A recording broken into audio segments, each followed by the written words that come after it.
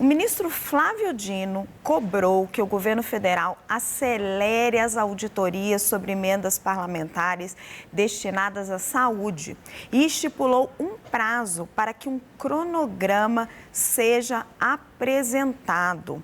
A Basília vai trazer essas informações. Basília, é mais um capítulo sobre toda essa história das emendas parlamentares. O ministro Flávio Dino está em cima dessa história, está muito atento e o orçamento de saúde é um dos maiores da República. Conta para nós o que está nessas decisões, saíram há pouquinho. É isso. Perdi o sinal da Basília. Tem o Raniero ou o César? Perdi os meus analistas. Então, o Dino está cobrando celeridade nas auditorias das emendas sobre a saúde. Pronto, voltou a nossa Basília Rodrigues, ela está com o assunto na ponta da língua, como eu vinha dizendo, o ministro Flávio Dino está muito envolvido com essa questão das emendas, ele está imbuído na missão de disciplinar as emendas parlamentares e agora está cobrando os órgãos da saúde para tomar uma atitude sobre isso. Basília. Exatamente, Raquel. O ministro Dino quer o cumprimento do que foi decidido pelo Supremo Tribunal Federal em 2022. É fazer cumprir o que já estava decidido há anos, a transparência na destinação dos recursos que são pagos via emenda parlamentar. E ele observou, a partir do cruzamento de dados, porque este é um caso, mesmo que decidido lá atrás, 2022, ele está sempre sendo atualizado junto à Corte pelos órgãos de saúde que são instados pela Justiça. Ele observou que houve um aumento considerável dos recursos que vão ser destinados para emendas destinadas à saúde e, ao mesmo tempo, uma falta de informação, de lastro para onde mesmo está indo este dinheiro. Você sabe que a emenda de saúde, mas não tem certeza quais projetos, quais propostas estão recebendo estes recursos. O ministro Flávio Dino cobra celeridade, então, destas auditorias, chama atenção para o estado de precariedade do DENASSUS, que é o Departamento Nacional de Auditoria do SUS, que informou ao ministro precisar de mais tempo, porque não tem nem funcionário suficiente para estabelecer estas inspeções. Disse que nos últimos anos perdeu 50% do seu cargo, ou melhor, do seu quadro de efetivo, e aí não está dando para responder o ministro. É por isso que ele vai, de uma maneira muito enfática, diz, mas como assim? A gente tá no Brasil em que emendas parlamentares estão sendo pagas de maneira deliberada e sem transparência. Esse assunto não é novo. A gente está cobrando as entidades ligadas à saúde, inclusive o Ministério da Saúde, para que sejam mais céleres. Precisa ter mais gente, precisa estruturar um calendário não para mais tempo, e sim para menos tempo, com mais urgência que essa resposta seja dada.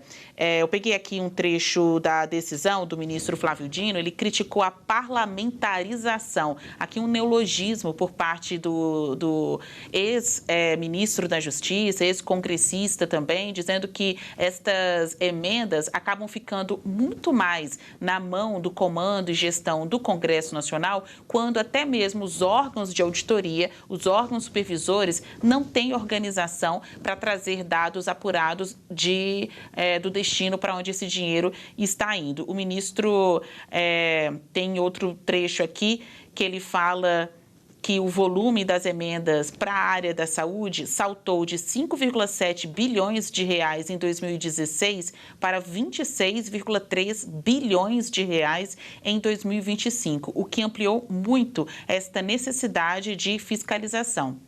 Raquel? Muito obrigada, Basília. Ranier, César, querem comentar esse assunto ou nós seguimos com o nosso Zé Matheus? Tá aí o nosso time. Ranier, qual que é a sua análise, meu querido, sobre essa questão? Porque o orçamento da saúde é realmente gigantesco. Raquel, esse salto aí que a Basília leu aí na decisão do Dino e que ela informou, né, é um salto que é justificado pelo fato de os deputados e senadores eles terem que destinar pelo menos 50% das suas emendas para a área de saúde. E essa destinação, ela segue a precariedade de todas as outras áreas que as emendas são destinadas.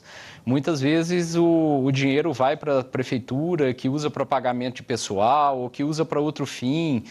A gente vê esse número aí, 25 bilhões na saúde, e acha que está sendo ali usado efetivamente em medidas de saúde concretas e tal, mas na prática não é isso que ocorre.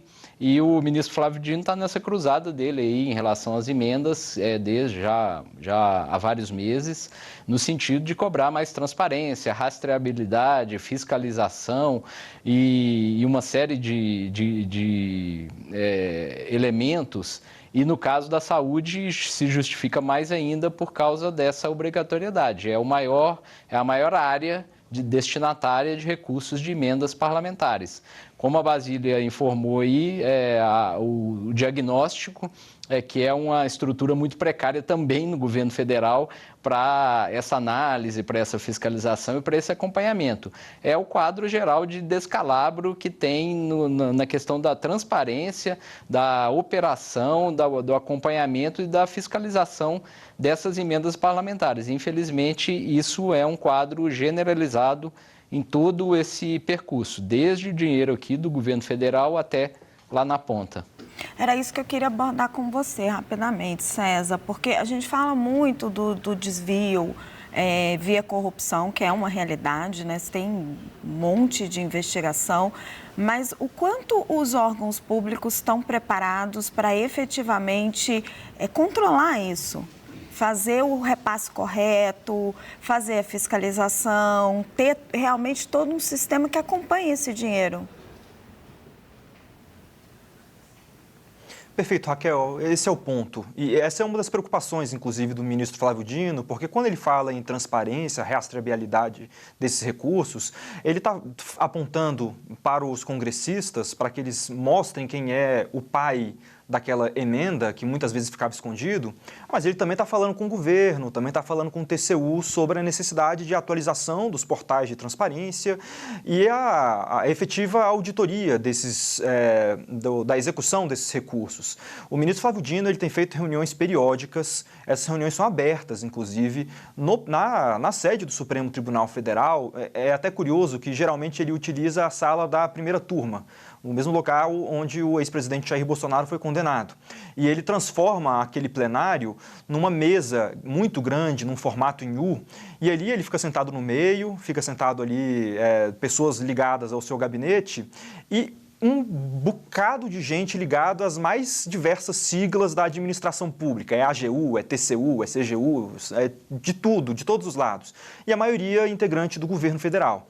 E lá eu já observei, já pude acompanhar algumas dessas audiências e ele sempre questiona: TCU, o que você tem feito para melhorar a transparência?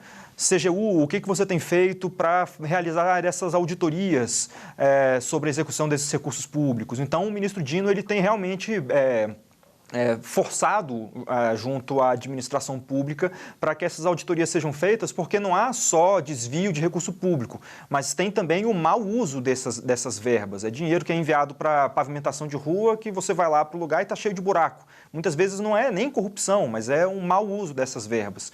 Então, essa decisão do Dino vai muito nessa linha, de forçar o governo federal a fiscalizar a execução desses recursos. A eficiência da máquina pública e também a importância de se fiscalizar corretamente. São vários buracos aí, como você citou, né? Há vários dutos, a corrupção, a ineficiência, a má fiscalização.